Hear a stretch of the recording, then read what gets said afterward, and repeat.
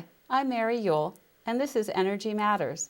Today, we're really fortunate to have Henry Herndon from Clean Energy New Hampshire. He's the Director of Local Energy Solutions. Hi, Henry. Hi, Mary. It's good to be here. Yeah, I'm so happy you could make it down to Concord.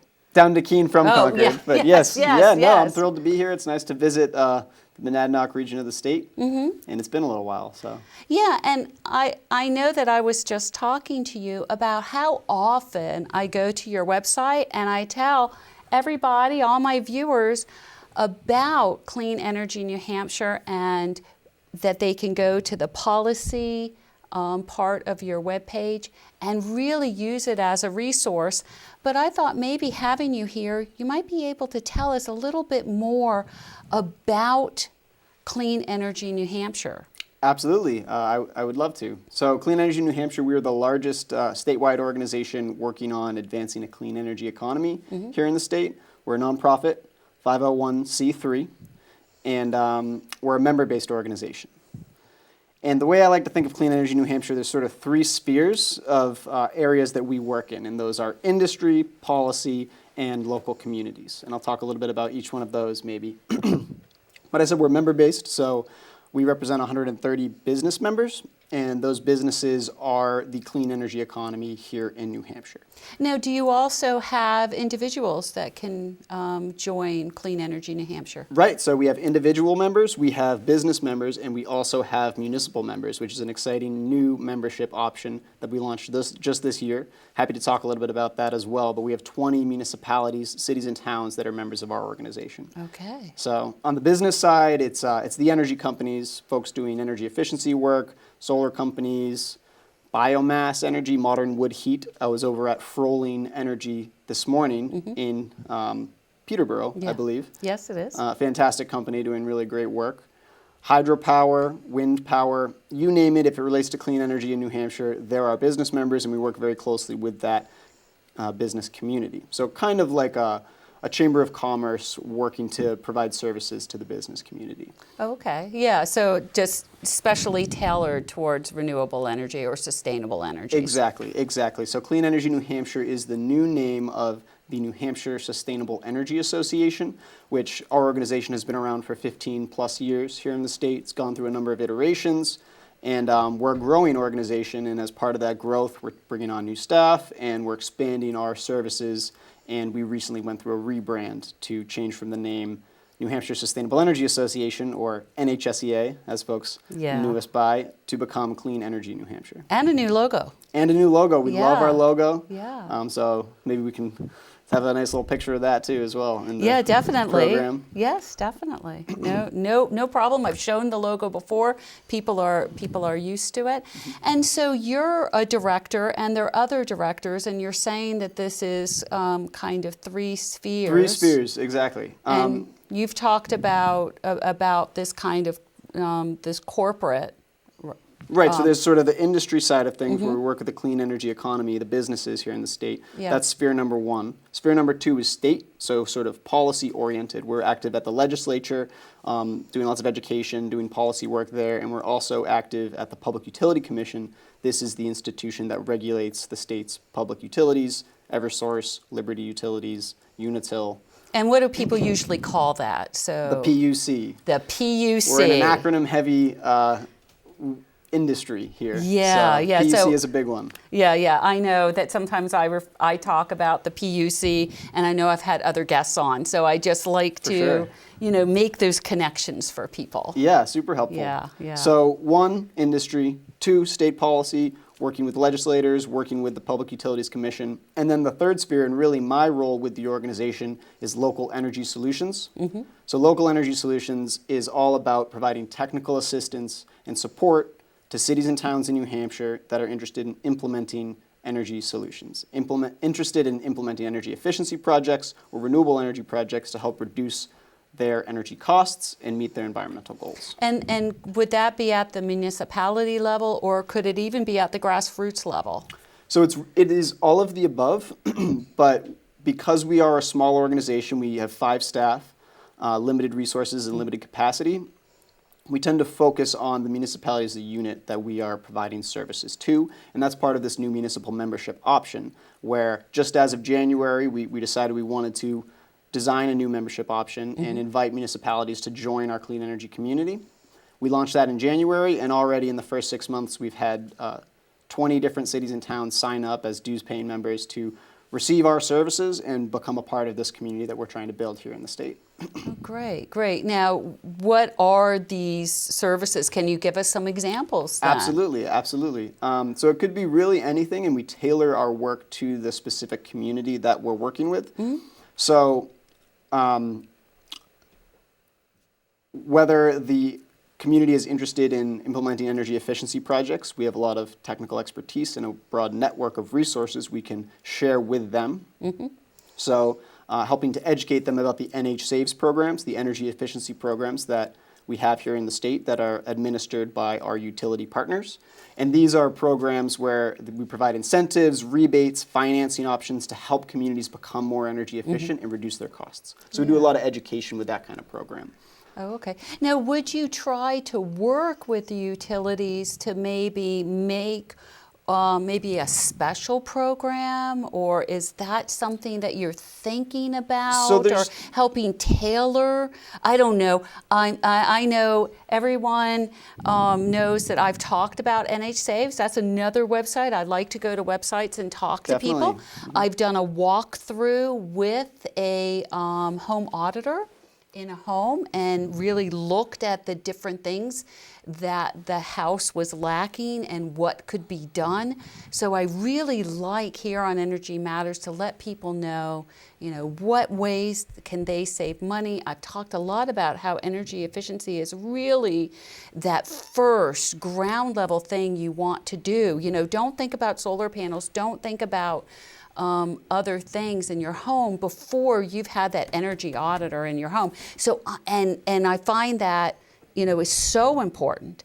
But I also think that really getting our utilities more on board and offering more of those energy efficiency options would be wonderful. And I know I'm putting you on the spot. Sure. No, yeah, it's a good point, because there's really the implementation side where you're educating the municipality about the various options that are available to them and the incentives and the financing products, and helping to connect them with utilities on that front. And then there's sort of the program design, which is more the Public Utility Commission regulatory work. Yeah. And we're in both of those spheres in differing degrees. But one other example that I'll give you, I said we're a growing organization, and we recently received grant funding to bring on new staff to specifically serve Coos County, the northernmost county here in New Hampshire. So we have a new hire that we're calling our Energy Circuit Rider, and this person's new position is designed to really target that technical assistance to those municipalities in Coos County and really prioritize the energy efficiency,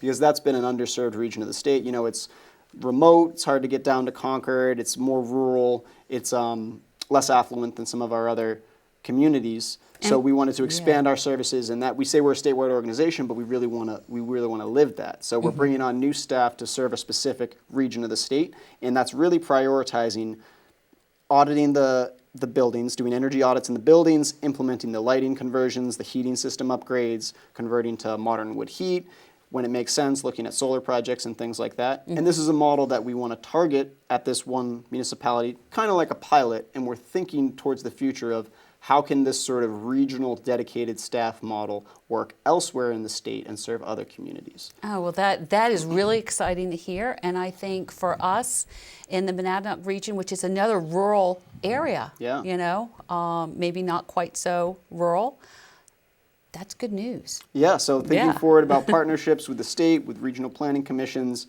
and seeing how can we sort of expand the services of support to do energy education and really implement energy projects.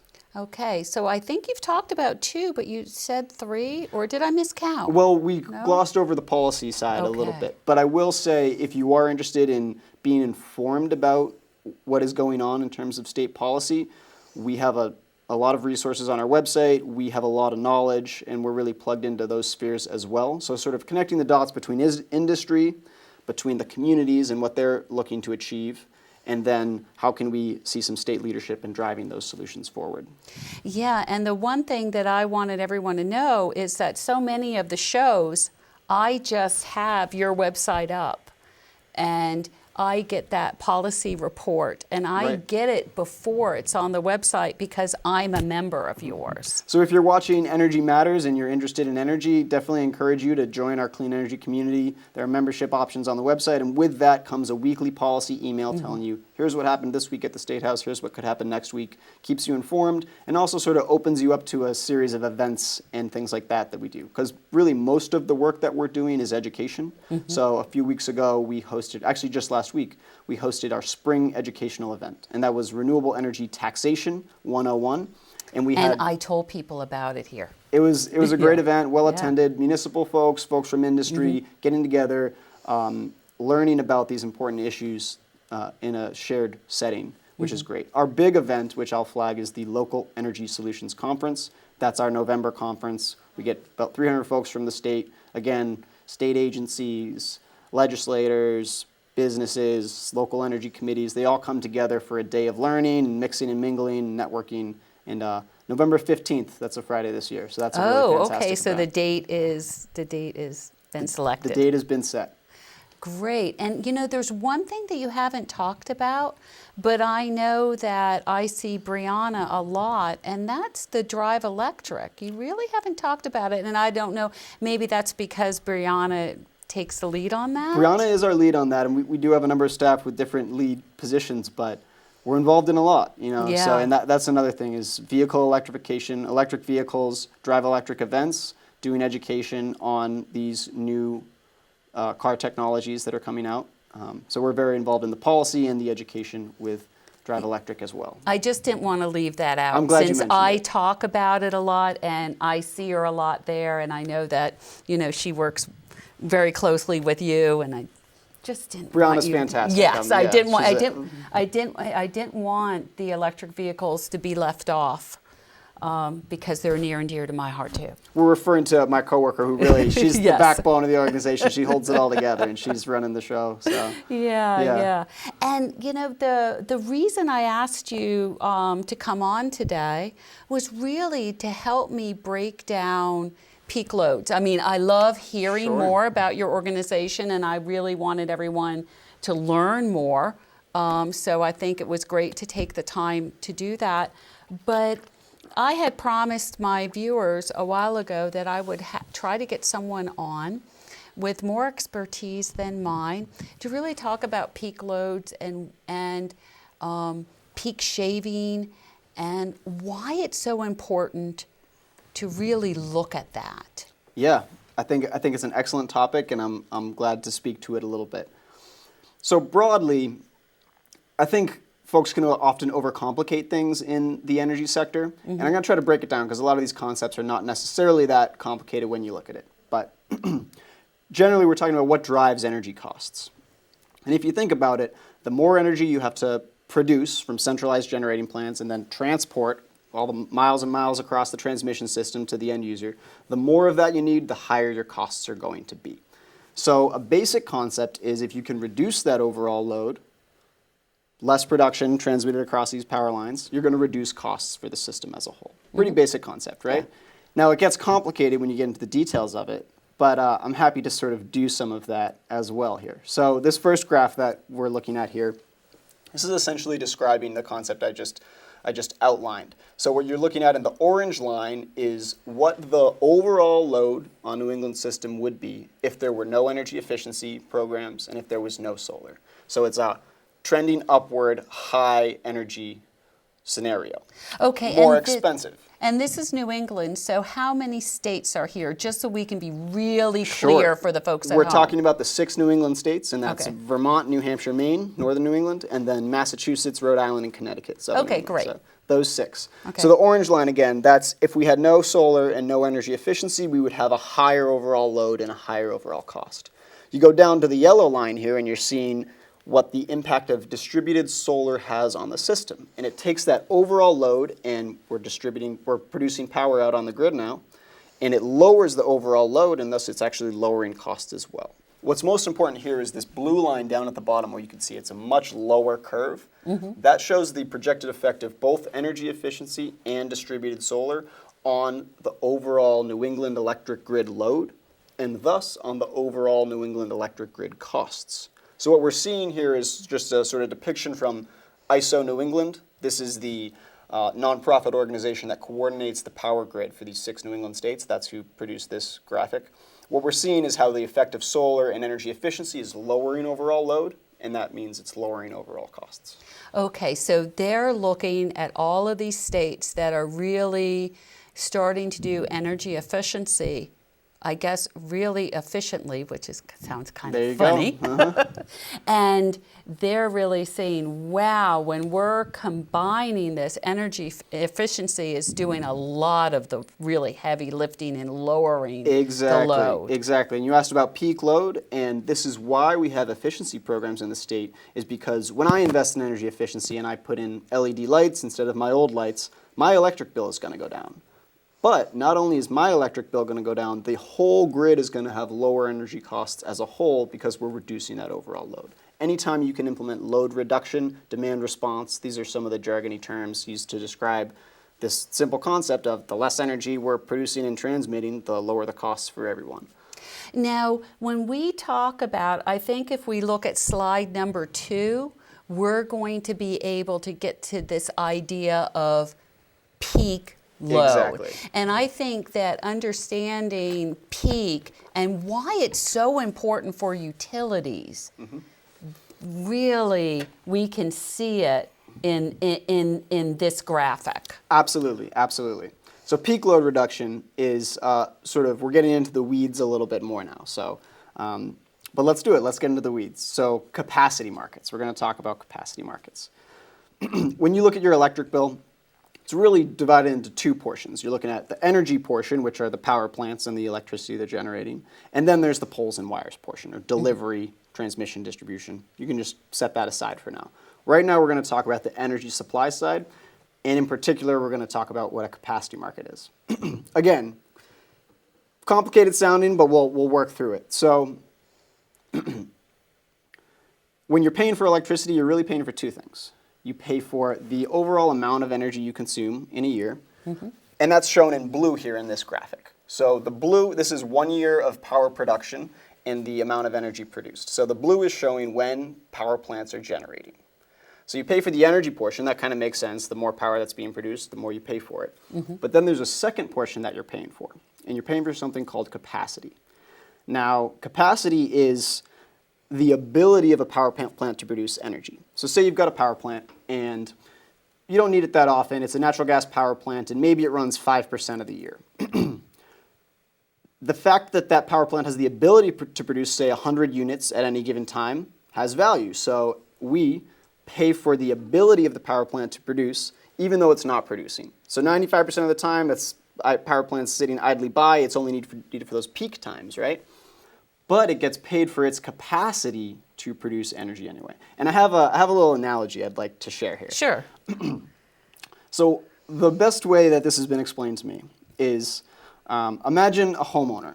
And this homeowner he decides to rent all year long 10 porta potties. He's got 10 porta potties in his yard all year long because he likes to throw 2 parties a year. He throws a party in July for the 4th of July. He throws a party New Year's Eve as well. And at those 2 times of the year, he has a lot of guests over, and 10 of his guests all need to use the porta potties at the same time. So he's got to have those 10 porta potties. But he's still paying to rent those extra porta potties for the entirety of the year. Okay. Essentially, this is the same way a capacity market works. You pay for the power plants year-round, even though you only need them for about 5% of the time. Okay, and so this 5% of the time that we're seeing on this graph is where it's peaking up. It's where those little spikes are going way high? Exactly. So what you see on the graph is there's an orange line running across the top.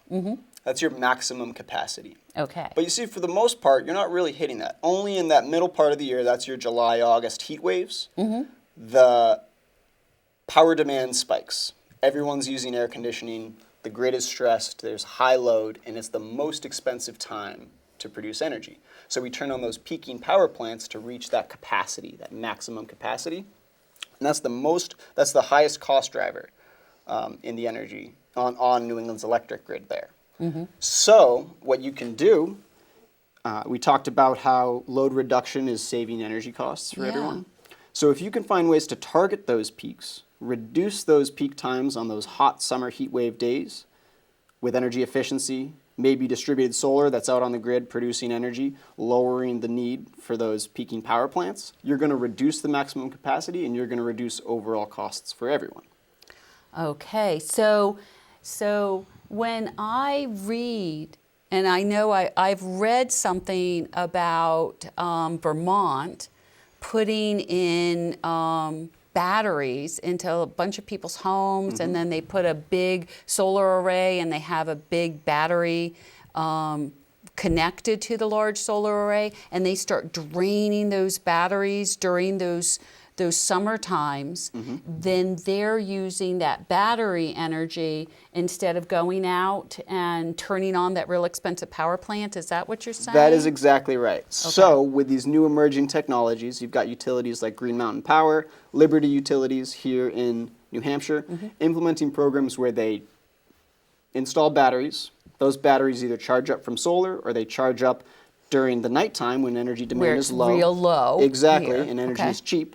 And they save it up, and then when those peaks come around, they can discharge the battery, and it is more cost effective to use, say, solar energy stored in a battery to meet those peak demand times than it would be to turn on that very expensive natural gas power plant that most of the year is just sitting idly by. Because remember, this white space here we see in the graph below the orange line above the blue is essentially idle power plants. We're still paying for them. We still have to pay for them because we're like renting those porta potties, remember? We still have to pay for those power plants for their capacity, but they're much of the time they're not being used. Okay. So that makes a lot of sense. I can see why people in the energy industry are getting excited about this solar battery connection, because if they can get rid of those, and also energy efficiency. Absolutely. Because boy, if we think about that first graph, if we really could get energy efficiency going really well, maybe we wouldn't even need all of that solar and batteries for a while. Well, energy efficiency definitely comes first, because that's year-round you're going to be lowering power usage year-round. During the peaks, not during the peaks, all the time. Then it's about going a step beyond that and targeting your energy efficiency in the form of peak reduction, peak shaving, using distributed energy technologies. And there's a lot of there's a lot of policy opportunities where New Hampshire could be smarter in terms of targeting resources to hit those peaks, so we can have more energy generated in state, we can become more energy independent, and we can also reduce costs for the grid as a whole. So it's certainly very exciting to think about. And I think you brought one other slide, and I'm hoping that you're going to explain that for us and why you brought it and what's so important about it. I would be happy to. So remember, we talked about your electric bill.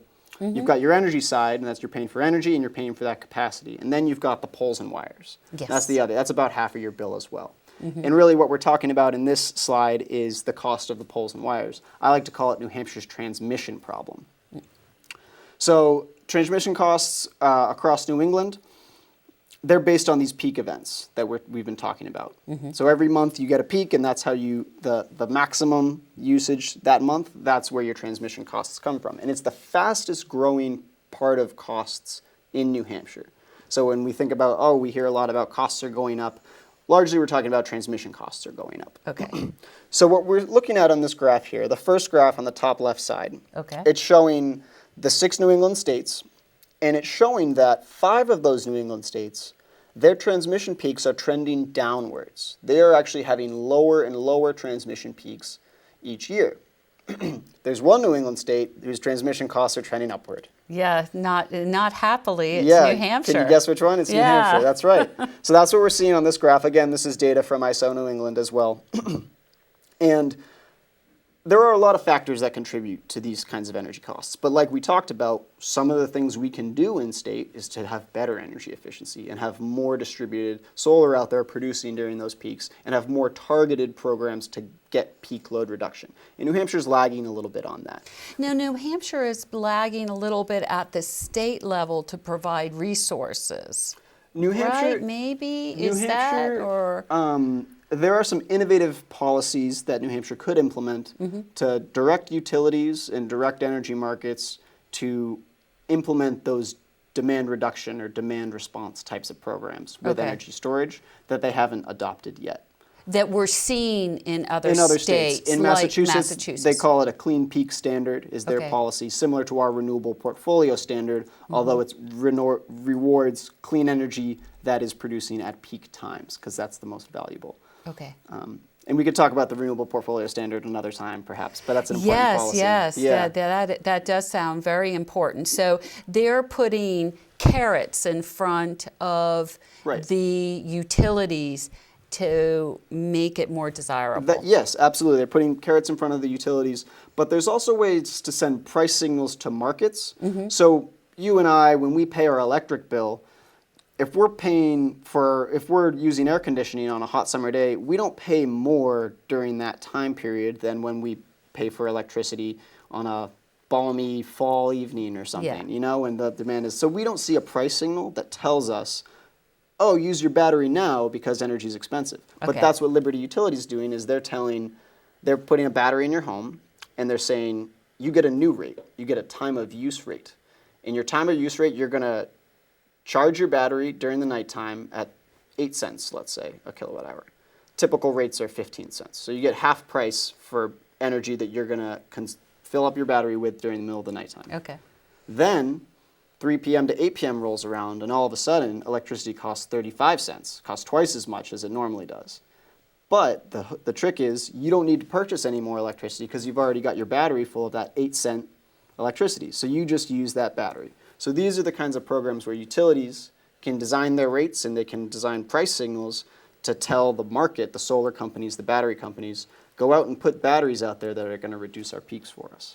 Oh, and so they could give really incentives. Incentives, so they really need carrots there. Exactly. And there are market approaches. There's sort of the utility approach, which is a little more central planning. Utility is making investments, and they're going to put big batteries out on the system to reduce those peaks, and that's really important. But you need to pair that with the opportunity for solar companies and for businesses and for homeowners to also respond and also sort of provide value at those times of peak. Because that's also going to help the economy within the state. You're helping those businesses within the state too, right? The solar companies, huge opportunity for job growth and economic development, and really keeping our energy dollars in state. So we're exporting a huge amount of money to import our fossil fuels that are running our energy system. But the more we can produce power here with solar, with local hydro, biomass, energy efficiency, those are dollars that are spent on jobs in the state and circulating in our New Hampshire economy. Yeah, that is, it is so interesting to sit and talk with you, Henry, and we are really running out of time. But I think I have one more minute if you want to just say a little bit about the graphic on the right. Yeah, it's essentially saying the same thing. So rather than looking at across all the different states, this is just showing New Hampshire. And it's showing, like I said, that New Hampshire has steadily seen increasing transmission costs, and we're projected to continue to see those increasing transmission costs. And again, that's because of New Hampshire's peaks are higher, and they're growing. And one of the solutions we can do to address that growing cost is energy efficiency, distributed solar, distributed storage, and those kinds of technologies. Exactly what we've been talking about. Exactly what we've been talking about. Well, I hope I can get you to come here again. It's been a pleasure. Yeah, because, boy, I know that everyone at home has learned so much today from having you here. And I hope that you come back and join me next week on Energy Matters.